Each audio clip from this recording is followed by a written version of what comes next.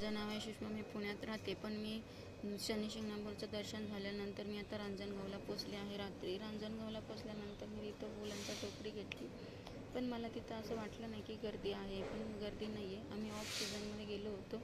आमचे हे म्हणले ऑफ सीझनमध्ये जाऊया, की गर्दी असते शनिवार रविवारी, मग भेटणार नाही आपल्याला दर्शन, लाईनला 4 तास थांबावं लागेल असं म्हणून मग आम्ही आतमध्ये गेलो. गाभाऱ्यात खूप सुंदर आहे, जुन्या पद्धतीचं मंदिर बांधलेलं आहे, शिल्प केलेले आहेत. आणि आतमध्ये म्हणजे थोडीशी लाईन होती. आतमध्ये गेले मला 3 झुंबर दिसले. शूटिंग करायला काही दिलं नाही, थोडं थोडं केलं. पण माझ्या मिस्टरांना मी म्हटलं माझे 2,000 रुपये द्या, म्हणतात देतो म्हणतात, पण देत नाही, उल्लू बनवतो. दर्शन झाल्यानंतर मला सीताफळ खूप दिसले, मी सीताफळं घेतली. सीताफळ घेऊन झाल्यानंतर ते म्हणतात 100 रुपये किलो होते. मग त्यामुळे तर मी त्याच्यानंतर तिला एक जांभूळ मागितलं तर दिले नाही.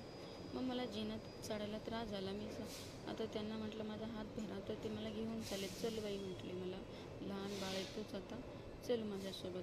ते सीताफळ साडी मला हँडल करला तरी यायला